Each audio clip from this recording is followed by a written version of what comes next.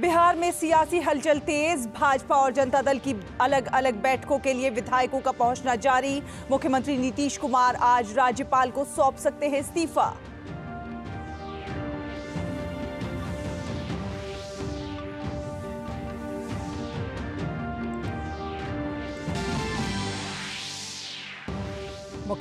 प्रधानमंत्री नरेंद्र मोदी मन की बात कार्यक्रम के जरिए अपने विचार करेंगे साझा। मन की बात की आज होगी 109वीं कड़ी।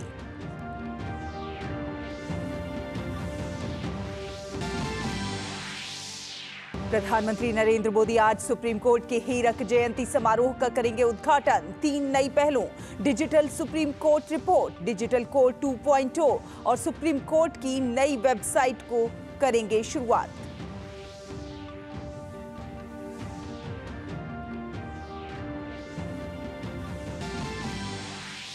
उत्तर कोरिया ने आज तड़के पूर्वी सैन्य बंदरगाह के जल क्षेत्र से दागी कई क्रूज मिसाइलें। दक्षिण कोरिया की सेना ने किया दावा।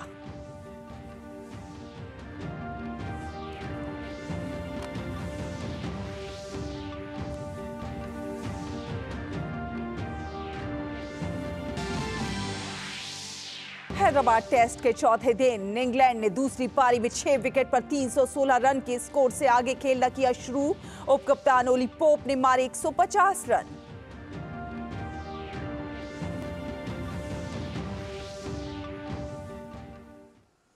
और आपको बता दें इस वक्त की बड़ी खबर बिहार से। बिहार में इस वक्त की बड़ी खबर मुख्यमंत्री आवास से निकलकर सामने आ रही है, जहां पर मुख्यमंत्री नीतीश कुमार ने राज्यपाल से मिलने का समय मांग लिया है। जी हां, नीतीश कुमार आज सुबह 10:30 बजे अब से कुछ देर के बाद राज्यपाल से मिलेंगे और उसके बाद अपना इस्तीफा सौंपेंगे और नई सरकार बनाने का दावा पेश करेंगे। नीतीश कुमार 9वीं बार मुख्यमंत्री पद की शपथ लेंगे और ये शपथ ग्रहण समारोह देर शाम होने की पूरी संभावना जताई जा रही है। वहीं भाजपा ने आज विधानमंडल दल की बैठक बुलाई है। पार्टी प्रदेश मुख्यालय स्थित अटल सभागार में होने वाली इस बैठक में सभी विधायक, विधान पार्षद और सांसदों को आमंत्रित किया गया है। साथ ही साथ सभी प्रदेश पदाधिकारियों को भी उपस्थित रहने का निर्देश दिया गया है। इस बैठक के बाद भाजपा अपना समर्थन पत्र नीतीश कुमार को सौंपेगी और ये समर्थन पत्र लेकर नीतीश कुमार राज्यपाल से मिलकर अपना इस्तीफा उन्हें सौंप देंगे और नई सरकार के गठन का दावा भी पेश कर देंगे। जनता दल यूनाइटेड के विधायक भी मुख्यमंत्री नीतीश कुमार के आवास पर जुटना शुरू हो गए हैं। यहां जनता दल विधानमंडल की बैठक होनी है। भाजपा प्रदेश अध्यक्ष सम्राट चौधरी की अध्यक्षता में होने वाली बैठक के बाद विधानमंडल दल के नेता विजय सिन्हा, बिहार प्रभारी विनोद तावड़े समर्थन पत्र लेकर सभी विधायकों के साथ एनडीए विधानमंडल की बैठक में सम्मिलित होंगे और इसके बाद मुख्यमंत्री नीतीश कुमार राज्यपाल को त्यागपत्र सौंपकर एनडीए के नेतृत्व में नई सरकार बनाने का राज्यपाल राजेंद्र विश्वनाथ आर्लेकर के समक्ष दावा पेश करेंगे और दोपहर बाद नई सरकार शपथ लेगी। और इसके अलावा आपको बता दें कि कांग्रेस ने आज अपने विधायक दल की बैठक बुलाई है। प्रदेश कांग्रेस अध्यक्ष अखिलेश प्रसाद सिंह ने पूर्णिया में कल पत्रकारों से बातचीत के दौरान इस बात की जानकारी दी थी। जदयू नेता नीरज कुमार ने कहा कि मुख्यमंत्री नीतीश कुमार ने गवर्नेंस से कभी कोई समझौता नहीं किया है। साथ साथ उन्होंने ये भी कहा कि नीतीश कुमार की शख्सियत के कारण उन्हें सब लोग अपने साथ लेना चाहते हैं। नीतीश कुमार जी को एक्सक्यूज देने की जरूरत है कि नीतीश कुमार जी की प्रशंसा होती है। नीतीश कुमार जी ने गवर्नेंस से कोई समझौता नहीं किया। पीड़ा इस बात की है राष्ट्रीय जनता दल को कि नीतीश कुमार जी ने बड़े पैमाने पर नियुक्ति की और नियुक्ति में कोई घाल मेल नहीं हो पाया, कोई पदस्थापन का खेल नहीं हो पाया जैसे राजस्व विभाग में करने की कोशिश की थी। अंडर हैंड डीलिंग नहीं हुआ।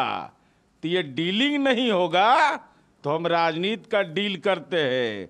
हम धन कमाने का डील नहीं करते हैं। हमने रास्ता खोजा कि गवर्नेंस से कोई समझौता नहीं, अगर करोगे तो रास्ता नापो। नीतीश कुमार जी का व्यक्तित्व इतना भारी है कि हर कोई उनको पाले में लेना चाहता। जदयू नेता नीरज कुमार ने कांग्रेस नेता राहुल गांधी की भारत जोड़ो न्याय यात्रा पर भी तंज कसा है। उन्होंने कहा है कि राहुल गांधी जिन जिन राज्यों में जा रहे हैं वहां से इंडी गठबंधन के घटक कांग्रेस से दूर होते जा रहे हैं। कांग्रेस पार्टी के माननीय राहुल गांधी जी पदयात्रा करने का उनको अधिकार है। पदयात्रा का जो फलाफल आ रहा है, बंगाल गए तो ममता बनर्जी जी दरकिनार हो गई, बिहार का गृह प्रवेश है तो बिहार में राजनीतिक घटनाक्रम बदल रहा है। इसलिए स्वाभाविक रूप से राहुल गांधी जी को आत्मचिंतन करना चाहिए कि रणनीति में चूक कहाँ है कि जहां हम जाते हैं वहां सहयोगी दरकिनार होने लगते हैं। और बिहार के इसी बदलते घटनाक्रम पर ज्यादा बातचीत करने के लिए हमारे सहयोगी संवाददाता कुमार आलोक हमारे साथ जुड़ गए हैं। कुमार आलोक, आज का दिन हम कह सकते हैं कि बहुत ही महत्वपूर्ण है बिहार की राजनीति में। जिस तरह से हम देख रहे हैं 2 दिन से लगातार घटनाक्रम बदलते जा रहे हैं। नीतीश कुमार के हर कदम पर सभी लोग नजर रखे हुए थे, लेकिन नीतीश कुमार एक तरह से चुप थे। लेकिन आज जिस तरह से उन्होंने राज्यपाल से मिलने का वक्त मांगा है, 10:30 बजे एक बड़ा उलटफेर देखने को मिल सकता है। देखिए, अभी मीटिंग का दौर जारी है। हम अभी भारतीय जनता पार्टी के जो कार्यालय है वहां पर अभी उपस्थित हैं और यहाँ पर मीटिंग का दौर जारी है।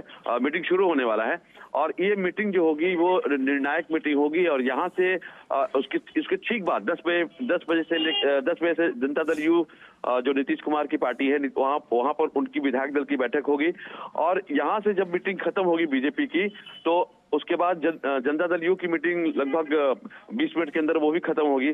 उसके बाद ये समर्थन पत्र जो विधायकों का समर्थन पत्र है, खास करके बीजेपी के जो भी विधायक हैं जिनका नंबर है 78 जो विधायक हैं उनका समर्थन पत्र जाकर के सौंपा जाएगा भारतीय जनता पार्टी के द्वारा नीतीश कुमार को। और नीतीश कुमार 10:30 से 11 के बीच में वो जाकर के पहले वो रिजाइन देंगे, इस्तीफा देंगे और सरकार बनाने का क्लेम भी उन्होंने किया है। राज्यपाल से उन्होंने समय मांगा था। उसके बाद ऐसी आशा की जा रही है कि 3 से लेकर 3:30 के बीच में शपथ ग्रहण समारोह होगा नीतीश कुमार का और नई सरकार का गठन होगा, जिसमें कि भारतीय जनता पार्टी और जनता दल यू और उसके साथ जीतन राम मांझी की जो पार्टी है हम, ये तीनों जो गठबंधन है वो गठबंधन की जो पार्टी है एनडीए का जो कुनबा है उसको लेकर के नई सरकार का गठन का मार्ग लगभग प्रशस्त हो गया है। हालांकि अभी भी भारतीय जनता पार्टी के जो नेता हैं वो कुछ नहीं इसके बारे में कह रहे हैं, लेकिन 10 साढ़े 10 के बीच सब कुछ साफ हो जाएगा और एक नई सरकार का गठन यहाँ पर बिहार में देखने को मिलेगा। लेकिन आलोक, ये भी कहा जा रहा है कि लालू प्रसाद यादव और तेजस्वी यादव भी पूरी जोड़ तोड़ में जुटे हुए हैं, जुगत में लगे हुए हैं, तो ऐसे में क्या कुछ उनके पास विकल्प है? देखिए, आरजेडी की जो मीटिंग हुई थी, जो उनका जो मीटिंग हुआ था उसके बाद साफ तक हिदायत दी गई थी विधायकों को कि कुछ भी मीडिया से बात नहीं करने के लिए। तो वहाँ मनोज झा जब निकले थे तो उन्होंने यही कहा कि जो कुछ भी इस मसले पर बोलेंगे वो आरजेडी के जो सुप्रीमो है लालू प्रसाद यादव ही बोलेंगे, बाकी कोई नहीं बोलेगा। लेकिन एक चीज साफ वहां पर किया गया कि जो हमारे विधायकों से बात हुई, ऑफ द रिकॉर्ड जो बात हुई, उसमें ये कहा गया कि हम आसानी से हार मानने वाले नहीं है और आसानी से हम सरकार नहीं बनाने देंगे और हम एक जो बंगाल में जो खेला होवे वाला जो मुहावरा था उसका भी जिक्र किया गया। लेकिन अगर आप देखें तो लालू प्रसाद जो बैकडोर से जो बात हुई है उसमें लालू प्रसाद यादव ने या राष्ट्रीय जनता दल ने जीतन राम मांझी जिनके 4 विधायक हैं उनसे संपर्क किया था कि आपको हम या आपके बेटे को डिप्टी सीएम बनाएंगे, आप हमें समर्थन दीजिए। उसके बाद उस पर नहीं माने वो, तो उसके बाद जीतन राम मांझी को मुख्यमंत्री का भी ऑफर दिया गया महागठबंधन के द्वारा या लालू प्रसाद यादव के द्वारा। उसके बाद भी वो नहीं माने, कहे कि मैं नरेंद्र मोदी के साथ हूँ और उनके साथ ही रहूंगा। तो उसके बाद अब ऐसा नहीं लगता है कि कुछ उलटफेर आरजेडी या महागठबंधन यहाँ पर कर सकती है, क्योंकि वो 4 विधायक अहम है। उसके बाद बहुत सारे अफवाहों का दौर यहाँ पे देखने को मिला कि आरजेडी के जेडीयू और बीजेपी के 4 विधायक अगर इस्तीफा दे देते हैं तो 243 का जो आंकड़ा पकड़ा है पूर्व जो विधानसभा की सीटें हैं उसमें 234 या 233 हो जाएगा, तो उसके बाद जो बहुमत का मार्क हो जाएगा वो कम हो जाएगा। लेकिन ऐसा कुछ भी देखने को नहीं मिला, अफवाहों का बाजार गर्म था। और अभी जो देखने को मिल रहा है पटना की सड़कों पर देखने को मिल रहा है कि तेजस्वी यादव के बड़े बड़े कटआउट्स लगाए गए हैं और तेजस्वी यादव उस कटआउट्स में ये दिखाया गया है कि किस तरीके से हमने काम किया, हमने इतने लोगों को रोजगार दिया, हमने ये जो भी महागठबंधन और नीतीश कुमार के साथ जो विकास कार्य हुए थे उसका हवाला दिया गया कि ये काम नीतीश कुमार ने नहीं बल्कि तेजस्वी यादव ने किया था। तो ऐसा लगता है कि अब उधर से भी ये जो जोड़ तोड़ का प्रयास था वो शायद उसमें नाकाम हो गए हैं और नीतीश कुमार और जेडीयू और बीजेपी का जो गठबंधन है वो सरकार बनाता है यहाँ पर दिख रहा है। थोड़ी देर में यानी 10 से 11 के बीच आपको सब कुछ स्पष्ट हो जाएगा, यानी कि सब कुछ स्पष्ट हो जाएगा। आप बने रहिए कुमार आलोक हमारे साथ हमारे सहयोगी सलमान हैदर भी जुड़ गए हैं। सलमान, 2 दिन से तमाम बातें चल रही थी लेकिन अब उन तमाम कयास आराइयों पर कहीं ना कहीं विराम लगता नजर आ रहा है, क्योंकि 10:30 के बाद 10:30 से 11 बजे के बीच में तस्वीर लगभग साफ हो जाएगी और एनडीए की सरकार बनती हुई नजर आएगी। जी हाँ, आलोक ने बिल्कुल ठीक कहा कि जो भी स्थिति है पिक्चर पूरी तरह से 10:30 बजे क्लियर हो जाएगी और अब बहुत देर इंतजार नहीं करना है। रही बात राजद की, तो राजद की तरफ से जो भी दावे किए जा रहे थे देर रात तक काफी अफवाहों का यहाँ दौर जारी रहा कि कुछ ना कुछ बड़ा धमाका लालू कर सकते हैं खेला होबे की तर्ज पर, लेकिन ऐसा कुछ नजर नहीं आ रहा है। राजद के खेमे में इस समय सन्नाटा है और यहाँ पर सड़कें सूनी हैं, इसलिए लगता है कि हतोत्साहित हो गए हैं जो पूरा राजद का कुनबा है और अब स्थिति 10:30 बजे बिल्कुल साफ हो जाने वाली है। जी बिल्कुल, तो क्या कहेंगे सलमान कि कहीं ना कहीं नीतीश कुमार ने गवर्नेंस से जिस तरह से उनकी गवर्नेंस की बात कही जाती है, गवर्नेंस से समझौता नहीं किया, शायद यही कारण है कि आरजेडी से एक बार फिर से उनका मोहभंग होता नजर आ रहा है। जी हाँ, बिल्कुल, कहीं ना कहीं ये नीतीश कुमार के मन में ये बात थी कि हम जिनके साथ गठबंधन कर रहे हैं वो दरअसल जो पहले आरोप लगते रहे हैं लालू परिवार पर, वो उस वजह से वो असमंजस में थे और अब शायद वो अपनी जो रणनीति है उस पर अमल करने जा रहे हैं और ये 9वीं बार होगा जब वो मुख्यमंत्री पद की शपथ लेंगे और ये पूरी उम्मीद है कि 10:30 बजे तक वो राजभवन जाएंगे और इस्तीफा अपना राज्यपाल को देने वाले हैं। जी आप बने रहिए हमारे साथ हमारे सहयोगी कुमार आलोक भी हैं। कुमार आलोक, जिस प्रकार से देखिए बहुत सारे विकास कार्य भी हुए हैं, बहुत सारा रोजगार देने का काम भी किया गया है जो कि सरकार द्वारा वहां पर किया गया है, लेकिन उसका श्रेय लेने में जिस प्रकार से आरजेडी जुटी हुई है, वो जनता के बीच अपनी एक छवि बनाने में लगी हुई है कि हमने जो आपसे वादे किए थे वो हमने पूरे किए, लेकिन कहीं ना कहीं उसका श्रेय मुख्यमंत्री नीतीश कुमार को भी जाता है। तो ऐसे में क्या उनका मोहभंग हो गया? क्योंकि जिस प्रकार आरजेडी की नीति रही है वो रोजगार देने के बदले लैंड मांगते हैं, लेकिन जेडीयू उस नीति से थोड़ा अलग हट के काम करती है। देखिए, यही बात है कि जब नीरज कुमार से हमने जब बात की थी तो उन्होंने यही कहा कि नीतीश कुमार की जो उपलब्धियां रही हैं, जो चाहे शिक्षकों की भर्ती नियुक्ति का मामला हो, चाहे रोजगार का मामला हो, 3 लाख रोजगार का मामला हो या जातिगत आरक्षण की बात हो, नीतीश कुमार की ही पहल पर ये सारा कुछ हुआ। तो हमने उनसे काउंटर क्वेश्चन यही किया था कि तेजस्वी यादव कह रहे हैं कि ये श्रेय हमने जब चुनाव से पहले यानी 2020 का जो चुनाव हुआ था, विधानसभा चुनाव के पहले, तो तेजस्वी ने वादा किया था कि पहली कैबिनेट की बैठक में हम लोगों को रोजगार के लिए दरवाजे खोल देंगे।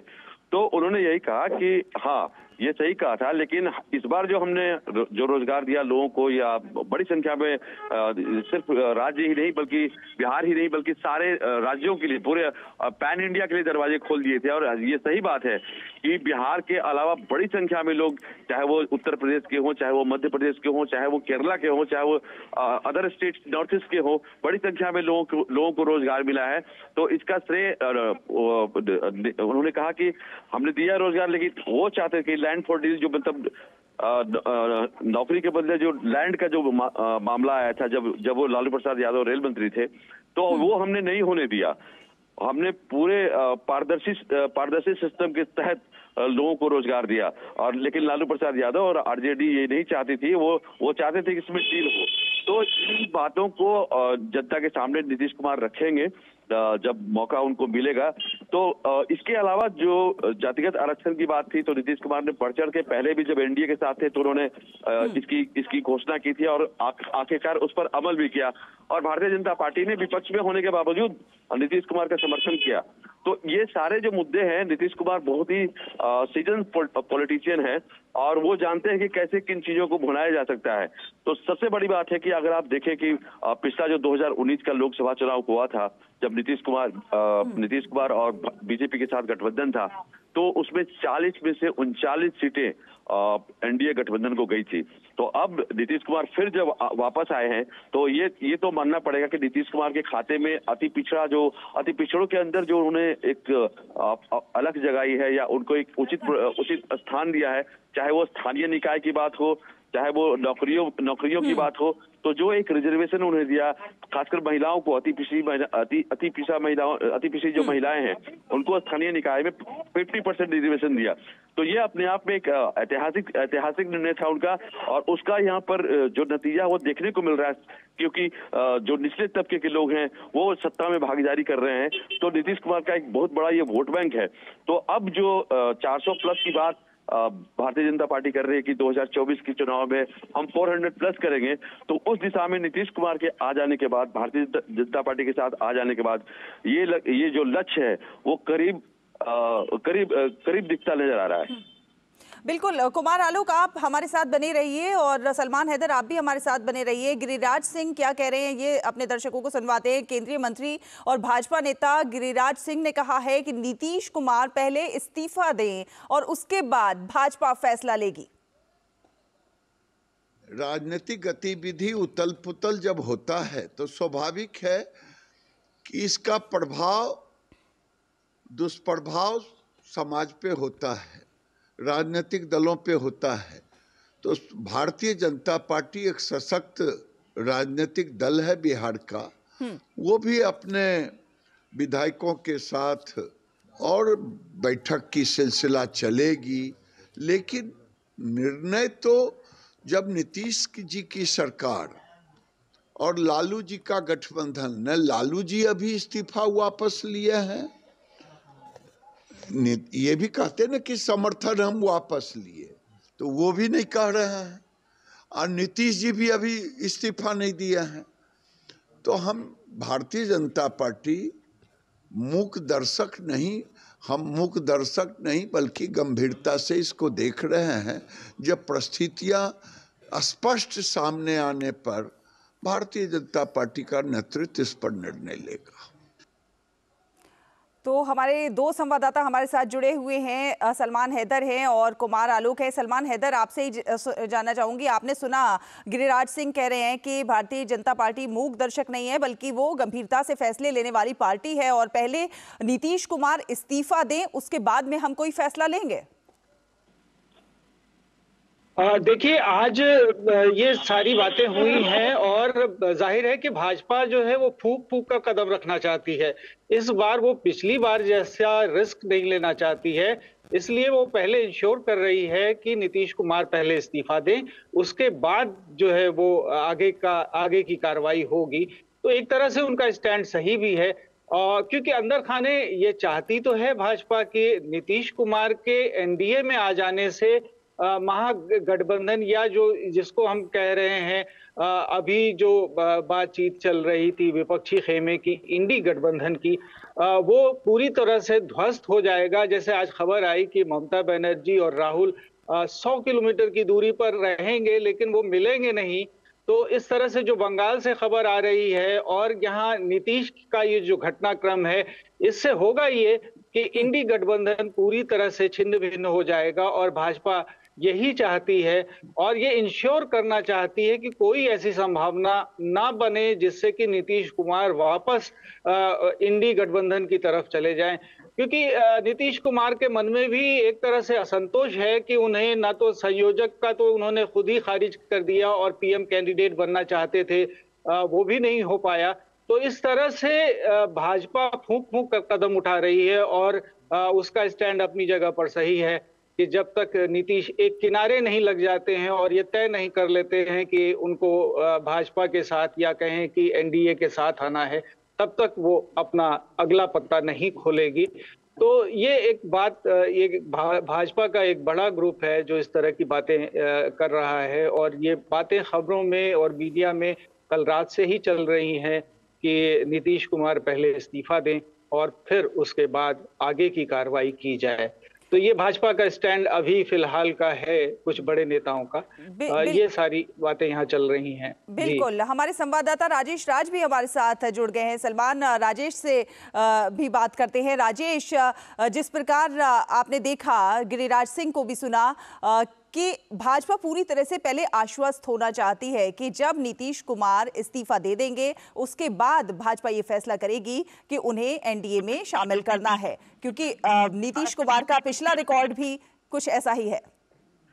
हाँ, देखिए सहला, गिरिराज सिंह हो या फिर सम्राट चौधरी हो, इन दोनों की छवि जो है वो नीतीश कुमार के खिलाफ रही है। वो लगातार नीतीश कुमार का बिहार में विरोध करते रहे हैं और इसके लिए वो जाने जाते हैं। नीतीश कुमार से कभी भी गिरिराज सिंह के रिश्ते जो हैं वो अच्छे नहीं रहे हैं, और जिस तरीके से गृह मंत्री अमित शाह हो या पूरी भारतीय जनता पार्टी ये कहती रही थी पहले कि नीतीश के लिए दरवाजे बंद हो गए हैं, उस पर भी गिरिराज सिंह ने प्रतिक्रिया दी थी और कहा था कि पार्टी नेतृत्व ने कहा कि दरवाजे बंद हैं, तो हमारे जैसे सामान्य कार्यकर्ता भी ये कह रहे हैं कि दरवाजे बंद हो चुके हैं। लेकिन सियासत में हम लोग पहले भी बात कर चुके हैं कि सियासत में न कोई अस्थायी दोस्त होता है और न कोई अस्थायी दुश्मन होता है। सियासत और क्रिकेट में जब तक कहा जाता है कि आखिरी मत गिन न लिया जाए राजनीति में, और क्रिकेट में जब तक आखिरी बॉल न फेंक लिया जाए, तब तक कुछ भी संभव है, कुछ भी उठापटक हो सकता है। तो यह बिहार के लिए एक नया जो सियासी आगाज हम कह सकते हैं कि नए समीकरण का सूत्रपात हो रहा है। यह बहुत अप्रत्याशित नहीं दिखाई पड़ रहा है, क्योंकि कई वर्षों में हमने देखा है कि कई बार सरकारें आई गई, लेकिन नीतीश कुमार मुख्यमंत्री के पद पर काबिज रहे। और शायद यही वजह है कि भारतीय जनता पार्टी के जो बड़े नेता हैं, जो बिहार से आकर दिल्ली में उन्होंने बैठक की, उन्होंने इस बात के लिए पार्टी फोरम पर विरोध भी जताया। लेकिन राष्ट्रीय नेतृत्व के फैसले के साथ बिहार बीजेपी की पूरी इकाई खड़ी नजर आ रही है, और अभी भारतीय जनता पार्टी का जो पटना में दफ्तर है बीरचंद पटेल पथ पर, उस दफ्तर पर पार्टी की बैठक जो है वो शुरू हो गई है। हालांकि ये हम कह सकते हैं कि ये बैठक जो है ये सिर्फ एक औपचारिकता है। बैठक मूल रूप से कल हो गई थी, और जो मेरे बीजेपी के सूत्रों से जो मुझे जानकारी मिली उसमें समर्थन पत्र पर विधायकों से हस्ताक्षर कल शाम ही करवा लिए गए थे, और आज सिर्फ औपचारिकता है कि तमाम लोगों को एकजुट कर वहां पर रखना है। और इस बैठक के बाद जब जनता दल यूनाइटेड की बैठक मुख्यमंत्री आवास पर खत्म होगी, उसके बाद एनडीए विधानमंडल दल की बैठक होगी, जिसमें बकायदा नीतीश कुमार को एनडीए विधानमंडल दल का नेता चुना जाएगा, और उसके बाद वो गवर्नर हाउस की तरफ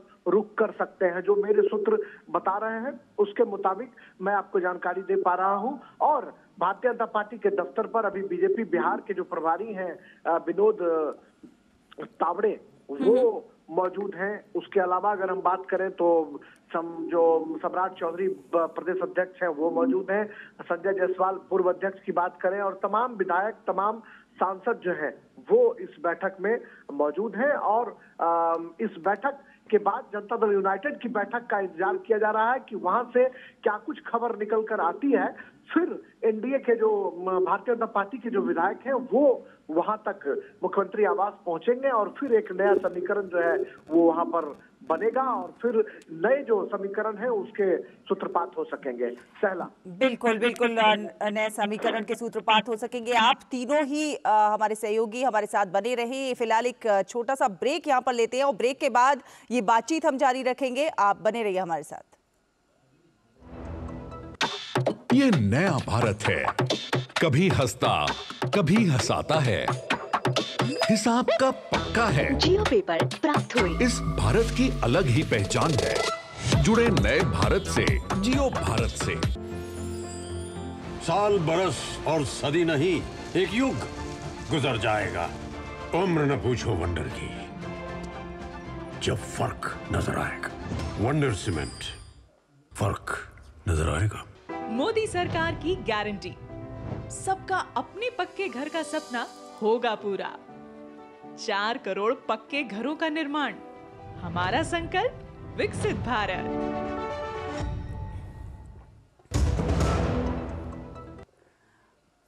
ब्रेक के बाद स्वागत है आपका। आप देख रहे हैं डीडी न्यूज। आपको बता दें, बिहार बीजेपी के विधायकों और पार्टी के नेताओं की इस वक्त एक बैठक चल रही है पटना स्थित पार्टी कार्यालय में। हमारे साथ हमारे 3 संवाददाता जुड़े हुए हैं। कुमार आलोक हैं हमारे साथ, सलमान हैदर हैं और राजेश राज। हम लगातार ताज़ा अपडेट, हर छोटी बड़ी अपडेट आप तक पहुंचा रहे हैं। सबसे पहले कुमार आलोक, आपके ही पास आना चाहूंगी। बैठक चल रही है, अब से कुछ देर के बाद एक बड़ा उलटफेर हम देख सकते हैं। जी, अभी भारतीय जनता पार्टी की जो बैठक है वो शुरू हो गई है और यहाँ पर काफी संख्या में लोग यहाँ पे हैं। काफी उत्सुकता है लोगों में, खासकर भारतीय जनता पार्टी के जो मेंबर्स हैं या साधारण से कार्यकर्ता हों चाहे बड़े नेता हों, यहाँ पर काफी उत्साह देखने को मिल रहा है। इसके बाद जैसा कि आपको बताया गया कि जनता दल यू की बैठक होगी और वो महज वो भी एक महज औपचारिकता है। और वहां पर उस बैठक के बाद यहाँ से जो दस्तखत कराए गए थे, पहले जो 2 मीटिंग्स कल हुई थी, 3 मीटिंग्स कल हुई थी बीजेपी की। एक चाणक्य होटल में हुआ था, कोर ग्रुप की बैठक हुई थी। उसके बाद कार्य समिति की बैठक हुई थी यहाँ पर भारतीय जनता पार्टी के हेडक्वार्टर में। तो दस्तखत वहां पर करवा लिए गए हैं। जो समर्थन पत्र की जो एक प्रक्रिया होती है, लोकतांत्रिक जो प्रक्रिया होती है, उसमें विधायक ही सर्वोपरि होते हैं और उनके दस्तखत के पत्र को सौंपा जाएगा नीतीश कुमार को या जो देता है। लेकिन उसके पहले जैसा कि हमने गिरिराज सिंह को सुना कि गिरिराज सिंह जो कह रहे थे कि इस्तीफा देने के बाद हम सोचेंगे या हमारी पार्टी सोचेगी, तो ये उनका अपना विचार हो सकता है। लेकिन एक चीज तो तय है कि यहाँ पर भारतीय जनता पार्टी के चाहे निचले पदाधिकारी हो, चाहे उच्च पदाधिकारी हो, चाहे सांसद हो, चाहे विधायक हो, चाहे मंत्री हो, अभी तक इनकी तरफ से कोई ऑफिशियल स्टेटमेंट नहीं आया है कि हम सरकार बनाने जा रहे हैं या सरकार में सहयोगी बनने जा रहे हैं। तो उनका कहना सही है कि गिरिराज सिंह का कहना सही है कि इस्तीफा देने के बाद ही ऑफिशियल स्टेटमेंट आएगा। लेकिन इतना तय है कि जो भी चीज होना है, अगर हम सूत्रों की बात नहीं करें, अंदर खाने की बात करें, तो अंदर खाने की बात में इतना सब कुछ तय हो चुका है। एक बार थोड़ा सा डिफरेंसेस हुआ था जब जीतन राम मांझी जो हम पार्टी के संस्थापक हैं, उनका स्टेटमेंट आया था कि राजनीति में कोई किसी का स्थायी दुश्मन नहीं होता। तो उसके बाद थोड़ा सा भारतीय जनता पार्टी और जनता दल यू के नेताओं को थोड़ी शंका हुई थी। लेकिन उसके बाद उनका तुरंत स्टेटमेंट आया कि हम नरेंद्र मोदी जी के साथ हैं और रहेंगे और हमारा पूर्ण समर्थन एनडीए के साथ रहेगा। तो वो जो शंकाएं थी जिसके बारे में कहा जा रहा था कि लालू प्रसाद यादव ने ऑफर दिया था कि आपके बेटे को हम डिप्टी सीएम बनाएंगे, उसके बाद यहाँ तक भी बोला गया कि जीतन राम मांझी को हम सीएम बनाने के लिए तैयार हैं, आप हमारे साथ आइए। लेकिन इससे साफ इनकार कर दिया था जीतन राम मांझी ने। उसके बाद जो सारी शंकाएं थी वो निर्मूल हो गई है। तो अब और भी जो कैलकुलेशन, जैसा कि मैंने आपको बताया था कि आरजेडी के जो विधायक दल की बैठक हुई थी, उसमें लालू प्रसाद यादव ने कहा कि हम आसानी से हार नहीं मानेंगे और आसानी से सरकार बना लेंगे नीतीश कुमार, हम ये देखते हैं कैसे बना लेते हैं। तो ऐसा लगा था कि कुछ जोड़ तोड़ होगा या जो राजनीति में जो तिकड़म होता है या जो कुछ भी कहे, जो भी जिस भाषा का भी हम प्रयोग कर ले, तो वो चीज अब बनती दिखाई नहीं दे रही है। और हम जहां तक अभी जिसको हम जो अभी 2 दिन से हम फॉलो कर रहे हैं, तो उसके मुताबिक ये एनडीए की सरकार बनने लगभग तय है। और अब सिर्फ देखना होगा कि हमें 10:30 से 11 बजे का जो वक्त है, जो उसको कहते हैं कि उस वक्त वो निर्णायक वक्त है। और जब रिजाइन देंगे नीतीश कुमार, राज्यपाल से मिलने का समय उन्होंने मांग लिया है। और अब जब रिजाइन देने के बाद फिर वो सरकार बनाने का दावा पेश करेंगे। समर्थन पत्र भारतीय जनता पार्टी के द्वारा भी दिया जाएगा और हम के द्वारा भी दिया जाएगा। और ये तय है कि 3:30 से 4 बजे के बीच 9वीं बार मुख्यमंत्री नीतीश कुमार एक रिकॉर्ड बनाएंगे। 9वीं बार बिहार में लगातार 9 बार शपथ लेना किसी मुख्यमंत्री का अपने आप में एक रिकॉर्ड है। तो ये रिकॉर्ड बनता दिख रहा है यहाँ पे। बिल्कुल एक रिकॉर्ड बनता दिख रहा है। 9वीं बार शपथ लेते हुए दिखाई देंगे आज शाम नीतीश कुमार। उससे पहले भाजपा नेता शहनवाज हुसैन ने क्या कहा है, अपने दर्शकों को सुनवाते हैं। बिहार के अंदर बिहार के लोगों के मन में है, ऐसे तो हम लोग मन की बात आज सुन ही रहे हैं, लेकिन बिहार के लोगों के जो मन में है उसकी तरफ इशारे अच्छे हैं और पार्टी सारी चीज़ों को सोच विचार के निर्णय लेगी। लेकिन बिहार के लोगों के चेहरे पर जो आम बिहारी हैं उनको उनके चेहरे पर इस बात का प्रतीत हो रहा है कि बिहार में कुछ अच्छा होने वाला है। इसी के साथ एक छोटा सा ब्रेक लेते हैं। ब्रेक के बाद वापस लौटेंगे इसी खबर पर और जानेंगे पल पल की अपडेट हम आप तक पहुंचाएंगे। एक छोटा सा ब्रेक। ये नया भारत है, कभी हंसता कभी हंसाता है, हिसाब का पक्का है। जियो पेपर प्राप्त हुए। लड़ता है झगड़ता है पर आगे बढ़ता है, जो अपने दिल की सुनता है, खुल के बात करता है, सबको साथ लेकर चलता है। इस भारत की अलग ही पहचान है। जुड़े नए भारत से, जियो भारत से। साल बरस और सदी नहीं, एक युग गुजर जाएगा। उम्र न पूछो वंडर की, जब फर्क नजर आएगा। वंडर सीमेंट, फर्क नजर आएगा। ब्रेक के बाद स्वागत है आपका। आप देख रहे हैं डीटी न्यूज़। पटना में इस समय जेडीयू की बैठक चल रही है तो वहीं बीजेपी की भी बैठक चल रही है। तमाम अपडेट हम आप तक पहुंचा रहे हैं बिहार की राजनीति से जुड़ी हुई। हमारे 3 संवाददाता हमारे साथ जुड़े हुए हैं, कुमार आलोक, सलमान हैदर और राजेश राज। सलमान हैदर, मैं आपके पास आना चाहूँगी, आपसे जानना चाहेंगे जिस प्रकार शहनवाज हुसैन ने कहा कि बिहार के लोगों के मन में जो है वो अब होते हुए नजर आ रहा है, यानी कि जनता जो चाहती थी असल मायनों में ये वही हो रहा है।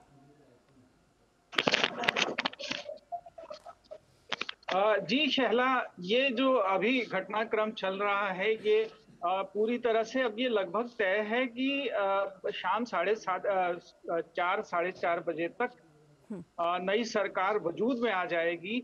और अब ये इस तरह का कोई संशय नहीं है। हालांकि बीजेपी ने पूरा प्रयास ये किया है कि वो इस बात को पक्का करे कि जो कुछ भी हो वो पूरी तरह से सही हो और जनता के बीच किसी भी तरह का गलत संदेश ना जाए। तो ये सारी बातें हो गई हैं और जेडीयू के दफ्तर में हालांकि मुख्यमंत्री के आवास पर बैठक चल रही है इस समय। और कुछ भी जो भी है वो जल्दी ही वाइंड अप हो जाएगा और मुख्यमंत्री जल्दी ही राजभवन की तरफ प्रस्थान करने वाले हैं, जहां वो अपना इस्तीफा देंगे। जो बीजेपी की शर्त भी है कि वो पहले इस्तीफा दें और फिर बीजेपी जो है वो अपने विधायकों के साथ क्लेम पेश करेगी, समर्थन देगी नीतीश कुमार को और नीतीश कुमार शपथ लेंगे शाम तक या देर शाम तक। जी शैला, बिल्कुल अभी कुछ देर में देखने को मिलेगा जब नीतीश कुमार अपना इस्तीफा देंगे। हमारे साथ हमारे सहयोगी राजेश राज भी हैं। राजेश, एक तरह से हम ये भी कह सकते हैं, देखिए संगति का असर भी बहुत ज़्यादा महत्वपूर्ण होता है और जब हमने देखा है कि पहले भी नीतीश कुमार जब वो एनडीए के साथ मिलकर काम करते रहे हैं तो उनका काम करने का अंदाज कुछ और रहा है और वो विकास के लिए, वेलफेयर के लिए ज़्यादा काम करते हुए नजर आते हैं। लेकिन जब वो आरजेडी के साथ होते हैं तो कहीं ना कहीं उन कामों में वो तेज़ी नज़र नहीं आती है और वो वेलफेयर के लिए ना होकर और कई बार लगता है कि जंगल राज सा हो गया है। तो काम करने के लिए आपके साथ किसका अलायंस है ये भी बहुत मैटर करता है। देखिए, बिल्कुल आपने सही कहा और मुझे जो लग रहा है कि नीतीश कुमार भ्रष्टाचार के मामले में और करप्शन के मामले में, चाहे जो लॉ एंड ऑर्डर के मामले में जीरो टॉलरेंस की बात जो करते रहे हैं लगातार, और शायद यही वजह थी कि पिछली बार भी जब 2015 में दोनों ने मिलकर के हुकूमत बनाई और उसके बाद 2017 में जब भारतीय जनता पार्टी के साथ फिर जनता दल यूनाइटेड चली गई और दोबारा राज्य में सत्ता में एनडीए की सरकार बनी, तो उस वक्त भी नीतीश कुमार ने यही तर्क दिया था कि भ्रष्टाचार के मामले में हम किसी तरह का कोई समझौता नहीं करेंगे और हवाला जो है वही दिया गया था। और उस वक्त भी ईडी और सीबीआई की जो कार्रवाई थी वो लगातार तेजस्वी यादव पर चल रही थी, जो रेलवे का टेंडर घोटाला था, और उसकी आंच जो है वो कहीं ना कहीं अभी भी दिखाई पड़ रही है। और उसी का हवाला देकर वो उस वक्त अलग हो गए थे कि हमारी अंतरात्मा जो है वो जाग उठी है और हम कहीं ना कहीं जो लालू प्रसाद के परिवार में जो करप्शन या फिर अन्य तरह की जो बातें होती रही हैं, जो आरोप उनका परिवार झेलता रहा है, उसकी वजह से हम राज्य की सत्ता से अलग हो रहे हैं और नए सत्ता में बीजेपी के साथ जाकर उन्होंने सरकार बनाई। और 2019 के लोकसभा चुनाव में भी भारतीय जनता पार्टी के साथ वो चुनाव लड़े, 2020 में फिर वो बीजेपी के साथ चुनाव लड़े, लेकिन कई तरह के अंतर विरोधों की वजह से और चिराग पासवान ने उनके खिलाफ जो उम्मीदवार खड़ा कर दिया, उसकी वजह से उनके सीटों की संख्या घटकर 40-42 पहुंच गई और जिसकी वजह से नीतीश कुमार और चिराग पासवान के रिश्ते में खटास आई। बाद में फिर चिराग पासवान की पार्टी भी टूटती है, वो चाचा और भतीजे की रिश्ते जो हैं वो खराब होते हैं और पुनः 2022 में फिर वो तेजस्वी यादव के साथ मिलकर नीतीश कुमार सरकार बनाते हैं और वो सरकार मात्र 1.5 साल चलती है और उस 1.5 साल के बाद फिर जो ये नया घटनाक्रम देखने को मिल रहा है बिहार में, उस नए घटनाक्रम में नीतीश कुमार एक बार फिर एनडीए के साथ जाते हुए दिखाई पड़ रहे हैं। बहरहाल भारतीय जनता पार्टी की बैठक जो है वो पटना के बीरचंद पटेल पथ पर जो भाजपा कार्यालय है वहां पर ये बैठक चल रही है। क्षेत्रीय संगठन महामंत्री नागेंद्र मंच पर दिखाई पड़ रहे हैं, गृह राज्य मंत्री नित्यानंद राय, मंगल पांडे, सम्राट चौधरी, विनोद तावड़े और हरि मांझी। उसके अलावा हम बात करें तो ये संजय जायसवाल जो पूर्व अध्यक्ष हैं वो दिखाई पड़ रहे हैं और तमाम पार्टी के विधायक और विधान पार्षद वहां पर हैं। वहीं जनता दल यूनाइटेड की बैठक मुख्यमंत्री आवास में एक अणे मार्ग में चल रही है और इस बैठक के बाद जो है सब कुछ तस्वीर साफ हो जाएगी और उसके बाद नीतीश कुमार जो है वो नए समीकरण के आगाज के लिए गवर्नर हाउस की तरफ जैसे ही रुख करेंगे तो एक नए सियासी समीकरण का आगाज भी होगा और बिहार में नई सरकार जो है वो देर शाम तक देखने को मिल सकती है। सहला बिल्कुल, तो आज एक बड़ा उलटफेर देखने को मिल सकता है और अब से थोड़ी ही देर में तस्वीर साफ होती हुई नजर आएगी। आप तीनों ही सहयोगियों से आगे भी बात करेंगे जो भी ताज़ा अपडेट होगी उसके लिए। फिलहाल धन्यवाद इन तमाम ताज़ा अपडेट्स के लिए। फिलहाल एक छोटा सा ब्रेक लेते हैं, ब्रेक के उस पार खबरों का सफर जारी है, देखते रहिए डीडी न्यूज़। साल, बरस और सदी नहीं, एक युग गुजर जाएगा। उम्र न पूछो वंडर की, जब फर्क नजर आएगा। वंडर सीमेंट, फर्क नजर आएगा। ये नया भारत है, कभी हंसता कभी हंसाता है, हिसाब का पक्का है। जियो पेपर प्राप्त हुए। लड़ता है, झगड़ता है, पर आगे बढ़ता है। जो अपने दिल की सुनता है, खुल के बात करता है, सबको साथ लेकर चलता है। इस भारत की अलग ही पहचान है। जुड़े नए भारत से, जियो भारत से। ब्रेक के बाद स्वागत है आपका। आपको बता दें, प्रधानमंत्री नरेंद्र मोदी आज सुबह 11 बजे आकाशवाणी पर मन की बात कार्यक्रम में देश विदेश के लोगों के साथ अपने विचार साझा करेंगे। ये मासिक रेडियो कार्यक्रम की 109वीं कड़ी होगी। ये कार्यक्रम आकाशवाणी और दूरदर्शन के समूचे नेटवर्क पर प्रसारित किया जाएगा। मन की बात कार्यक्रम का आकाशवाणी समाचार, दूरदर्शन समाचार, प्रधानमंत्री कार्यालय और सूचना एवं प्रसारण मंत्रालय के यूट्यूब चैनलों पर सीधा प्रसारण होगा। और प्रधानमंत्री नरेंद्र मोदी आज सुप्रीम कोर्ट सभागार में सुप्रीम कोर्ट के हीरक जयंती समारोह का उद्घाटन करेंगे। इस अवसर पर प्रधानमंत्री नागरिक केंद्रित सूचना और प्रौद्योगिकी पहले लॉन्च करेंगे, जिसमें digital supreme court report, digital court 2.0 और सुप्रीम कोर्ट की नई वेबसाइट शामिल हैं। इस मौके पर प्रधानमंत्री नरेंद्र मोदी सभा को भी संबोधित करेंगे। डिजिटल सुप्रीम कोर्ट रिपोर्ट देश के नागरिकों को मुफ्त और इलेक्ट्रॉनिक प्रारूप में सुप्रीम कोर्ट के फैसलों को उपलब्ध कराएगा। प्रधानमंत्री सुप्रीम कोर्ट की नई वेबसाइट भी लॉन्च करेंगे।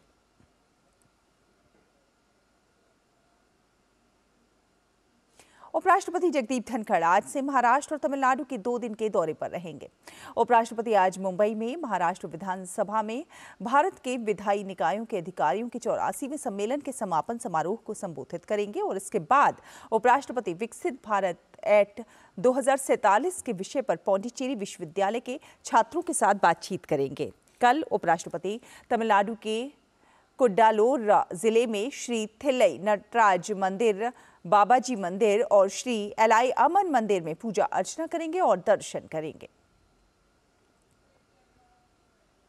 केंद्रीय रेल मंत्री अश्विनी वैष्णव ने आज रेलवे में बढ़ते रोजगार के अवसरों को लेकर बताया है कि अभी तक 1,50,000 लोगों को रोजगार मिल चुका है और अब हम हर साल ज्यादा से ज्यादा लोगों को रोजगार देने का प्रयास करेंगे।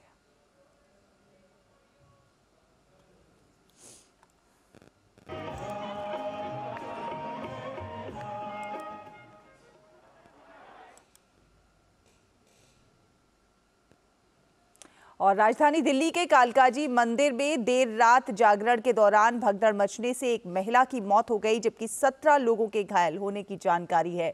जागरण के दौरान स्टेज के टूटने से लोगों में भगदड़ मच गई।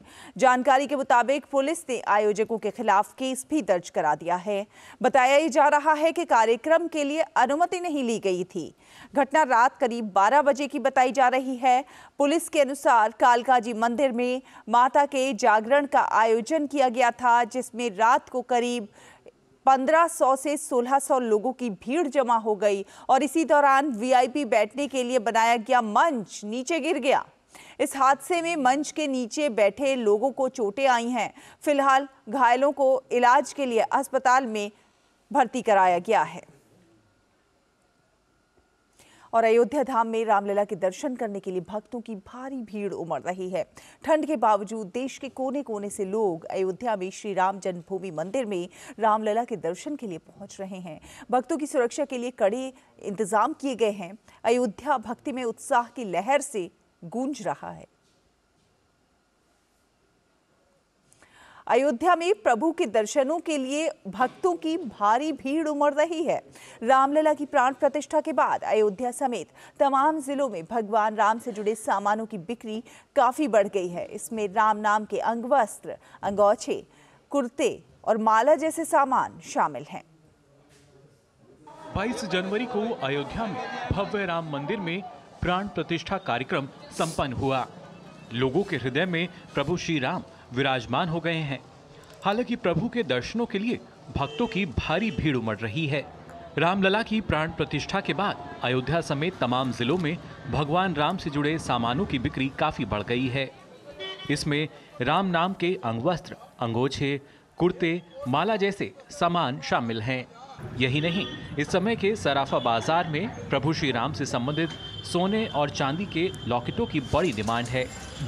प्रभु श्री राम का लिखा लॉकेट, उनके चित्र के बने लॉकेट बड़ी संख्या में लोग मांग कर रहे हैं। जब से प्रभु श्री राम का अयोध्या में मंदिर बना है, तब से वाराणसी के सराफा बाजार में प्रभु श्री राम के लॉकेट की डिमांड बढ़ गई है। राम जी का अयोध्या जी के मंदिर के बन जाने की वजह से इतना क्रेज बढ़ गया है। लोग उसको मतलब भगवान को अपने सीने में रखना चाहते हैं कि किसी भी तरह से भगवान का एक नाम रूपी मेरे गले में लॉकेट भी हो जाए।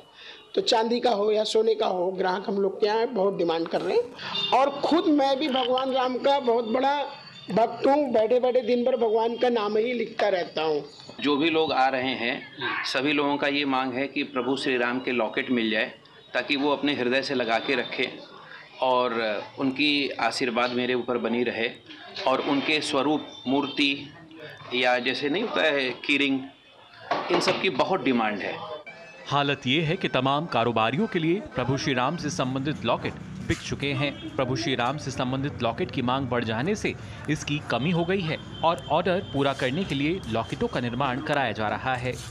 लोगों का कहना है कि इतने वर्षों बाद एक बार फिर से प्रभु आए हैं, तो उसको देखते हुए लोग काफी खुश हैं और प्रभु को अपने सीने से लगाकर रखना चाहते हैं। यही वजह है कि प्रभु श्री राम से संबंधित लॉकेट को बड़ी संख्या में लोग खरीदने पहुंच रहे हैं। Bureau report, DD news. Ayodhya में श्री रामलला के गर्भगृह में सफाई के लिए श्री राम जन्मभूमि तीर्थ क्षेत्र को चांदी का झाड़ू मिला है। अखिल भारतीय मांग समाज के राम भक्तों ने अपनी आस्था स्वरूप चांदी की झाड़ू को मंदिर के गर्भगृह के लिए समर्पित किया है। जानकारी के मुताबिक चांदी की झाड़ू का वजन लगभग 1.5 किलो से ज्यादा बताया जा रहा है।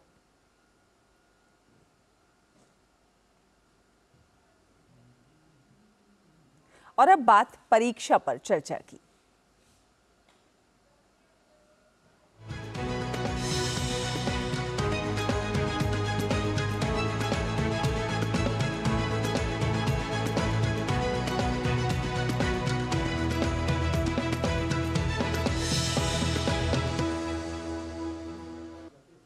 पिछले साल परीक्षा पर चर्चा कार्यक्रम के दौरान पीएम मोदी ने हरियाणा के अंबाला के केंद्रीय विद्यालय की छात्रा इशिता की कलात्मक प्रस्तुति को काफी सराहा था। इससे एक ओर जहां स्कूली छात्रों का मनोबल बढ़ा, तो वहीं इशिता के साथ पढ़ने वाले अन्य छात्र छात्राएं भी काफी उत्साहित हैं। प्रधानमंत्री नरेंद्र मोदी ने उनकी पेंटिंग पर एक ट्वीट किया, वो सपने जैसा है। इशिता ने अपनी इस कामयाबी का श्रेय अपने स्कूल को और अपने अध्यापकों को दिया है और कहा है कि अध्यापकों की प्रेरणा से ही वो ये पेंटिंग बनाने में कामयाब रही हैं। इशिता ने कहा कि ये कार्यक्रम बच्चों में नई ऊर्जा लाता है तथा उन्हें परीक्षाओं में किस प्रकार अधिक अंक लेने हैं इसके लिए प्रेरित भी करता है। पिछले वर्ष परीक्षा पे चर्चा कार्यक्रम के अंतर्गत मैंने एक पेंटिंग बनाई थी, जिसके अंदर मैंने यह दिखाने का प्रयास किया था कि एक विद्यार्थी की दिनचर्या कैसी होनी चाहिए। उसे स्ट्रेस नहीं लेना चाहिए, फ्रेश फ्रूट्स वेजिटेबल्स खाने चाहिए, योगा करना चाहिए, मेडिटेशन करना चाहिए और अपना एक टाइम टेबल बनाना चाहिए जिससे उसके ऊपर कभी बर्डन ना आए। मेरी पिक्चर के ऊपर प्रधानमंत्री मोदी जी ने ट्वीट भी किया था। परीक्षा पे चर्चा कार्यक्रम हमें हमेशा से प्रेरित करता आ रहा है। पीएम मोदी जी हमारे एक दोस्त की तरह हमसे सवाल पूछते हैं, वह उनके जवाब देते हैं, तो हमें भी उनके जवाब सुनकर बहुत अच्छा लगता है। आने वाली 29 तारीख को यह कार्यक्रम फिर से होने जा रहा है और हमें इसका बेसब्री से इंतजार है। प्रधानमंत्री नरेंद्र मोदी आगामी 29 जनवरी को नई दिल्ली के भारत मंडपम में परीक्षा पे चर्चा कार्यक्रम में विद्यार्थियों, शिक्षकों और अभिभावकों को संबोधित करेंगे। ये इस कार्यक्रम का 7वां संस्करण है। इसको लेकर शिक्षक और बच्चे बहुत ही उत्साहित हैं। हमारे अररिया संवाददाता शाहिद बशीर ने इस सिलसिले में जिले के एक स्कूल के निदेशक संजय प्रधान और छात्र छात्राओं से बातचीत की है।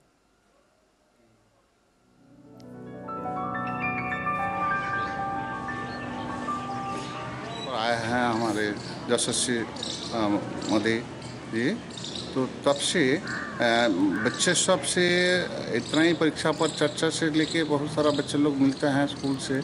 ये एक बहुत बच्चे सब का जो तनाव मुक्त ये से वो बहुत राहत मिलता है, उससे प्रेरणा मिलता है और साथ साथ से जिस तरह का उनका जो पूरा देश भर से सभी लोगों से मिलते हैं, काम करते हैं, इससे बहुत ही प्रेरणा सभी लोग इससे अनुभव भी करते हैं, अपना जीवन से उतारते हैं। बहुत अच्छा लग रहा है। ये परीक्षा पे चर्चा प्रधानमंत्री द्वारा जो निकाला गया योजना, उसमें मैं शामिल हुई हूँ, तो ये बहुत अच्छा है। इससे हम बच्चों के मन का भ्रम दूर होता है। आज से पहले किसी प्रधानमंत्री ने ऐसा नहीं किया, तो ये हम लोग को बहुत अच्छा लगा। परीक्षा पे चर्चा आयोजित किए गए श्रीमान प्रधानमंत्री जी ने हमें ये भी समझाया है कि बोर्ड के एग्ज़ाम में हमें ज़्यादा प्रेशर हैंडल नहीं करना चाहिए और हमें कैसे एग्ज़ाम को हैंडल करना है, ये हमारे गार्जियन को भी सिखाया गया। इससे बस मुझे ही नहीं, देश के बाकी बच्चों को भी बहुत सारा लाभ पहुंचेगा, क्योंकि ये एक बहुत अच्छा जरिया है बच्चों का स्ट्रेस, डिप्रेशन दूर करने का। क्योंकि बहुत सारे बच्चे एग्ज़ाम देने टाइम बहुत ज़्यादा डिप्रेशन में चल जाते हैं, जो कि उनके हेल्थ के लिए बिल्कुल भी अच्छा नहीं होता है। तो मेरे ख्याल से बहुत अच्छी बात है कि प्रधानमंत्री बच्चों लोग से मिल के उनके प्रॉब्लम्स को डिस्कस करेंगे, जो कि बच्चे को एक तरह से रिलीफ देगा कि उन्हें घबराने की कोई ज़रूरत नहीं है। इससे क्या होगा, हम स्टूडेंट का जो प्रेशर होता है ये कम होगा।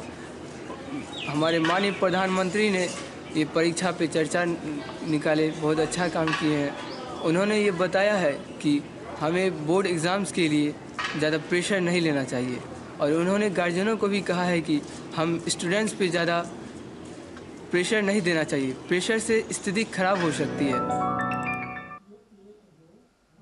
और आपको बता दें कि आज पंजाब केसरी लाला लाजपत राय की जयंती है और इस मौके पर पूरा देश उन्हें नमन कर रहा है, श्रद्धांजलि दे रहा है। तो आइए आज न्यूज़ लेंस में जानते हैं स्वतंत्रता आंदोलन की प्रमुख सेनानी और पंजाब केसरी के नाम से प्रसिद्ध लाला लाजपत राय के जीवन के बारे में।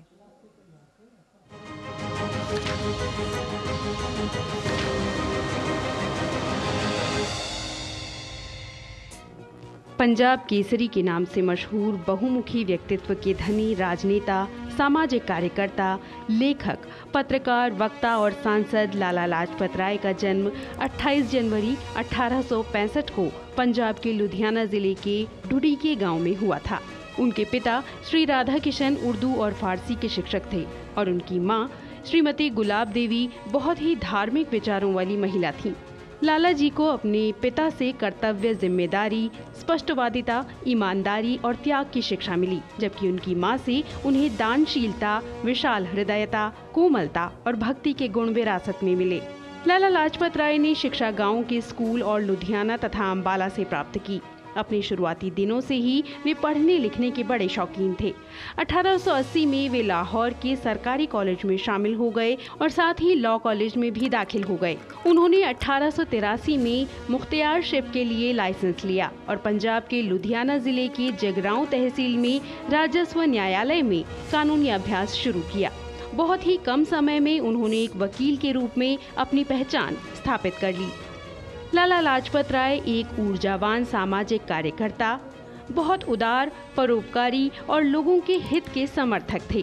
1896, 1899, 1900 और 1907-8 के अकाल और 1905 में कांगड़ा में आए भूकंप के दौरान देशवासियों के इस अथक सेवक ने लोगों को प्रकृति के उतार चढ़ाव से राहत दिलाने में कोई कसर नहीं छोड़ी। उन्होंने अस्पृश्यता के उन्मूलन के लिए भी काम किया। जब महात्मा गांधी ने हरिजन सेवक संघ के बैनर तले इस क्षेत्र में अपना काम शुरू किया तो उन्होंने इस संगठन के लिए काम करना शुरू कर दिया। इस महान शिक्षाविद ने अपने जीवन का एक बड़ा हिस्सा शिक्षा के लिए समर्पित कर दिया। गोपाल कृष्ण गोखले के साथ उन्होंने इंग्लैंड के विभिन्न हिस्सों में राजनीतिक अभियान चलाया और बड़ी वाक्पटुता, तथ्यों और आंकड़ों के साथ उन्होंने भारतीय नागरिकों के मूल अधिकारों का समर्थन किया। उनके कथनों ने अंग्रेजों पर जबरदस्त प्रभाव डाला। बाद में वे अमेरिका चले गए, जहां उन्होंने कई शैक्षणिक संस्थानों का कामकाज देखा। भारत के स्वतंत्रता संग्राम में उनका योगदान अविस्मरणीय है। जैसे ही स्वदेशी के लिए आंदोलन जोर पकड़ने लगा, लाला लाजपत राय ने इसमें अपनी आत्मा को झोंक दिया।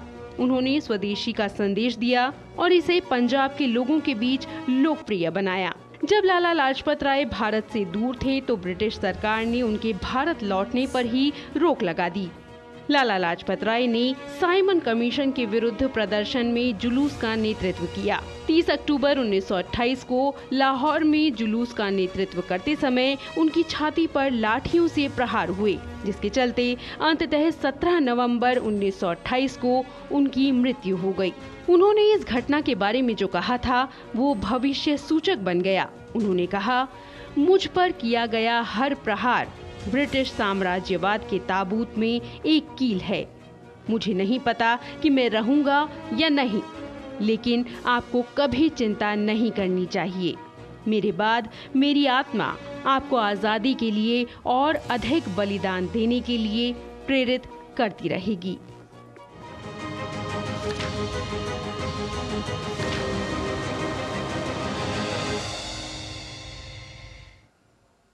और न्यूजीलैंड के बाद अब रुक कर लेते हैं कुछ अंतर्राष्ट्रीय खबरों का। आपको बता दें, अमेरिका, दक्षिण कोरिया और जापान के साथ तनाव के बीच उत्तर कोरिया ने एक बार फिर से क्रूज मिसाइलें दागी हैं। दक्षिण कोरिया की सेना ने कहा है कि उत्तर कोरिया ने पूर्वी सैन्य बंदरगाह से कई क्रूज मिसाइलें दागी हैं।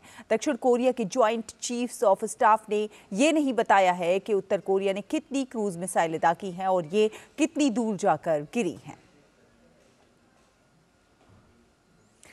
और बात करें खेलों की तो भारत और इंग्लैंड के बीच 5 मैचों की टेस्ट सीरीज का पहला मैच हैदराबाद में खेला जा रहा है। मैच के चौथे दिन इंग्लैंड ने दूसरी पारी में ताज़ा समाचार मिलने तक 7 विकेट पर 405 रन बना लिए थे। इंग्लैंड ने आज 6 विकेट पर 316 रन से आगे खेलना शुरू किया। ओली पोप ने जल्दी ही अपने 150 रन पूरे किए। रेहान अहमद को 28 रन पर बुमराह ने विकेट के पीछे कैच कराया। इससे पहले भारत ने पहली पारी में 436 रन बनाने में सफलता पाई, वहीं इंग्लैंड ने पहली पारी में 246 रन बनाए थे। इसी के साथ इस बुलेटिन में फिलहाल इतना ही। मुझे दीजिए अनुमति। नमस्कार।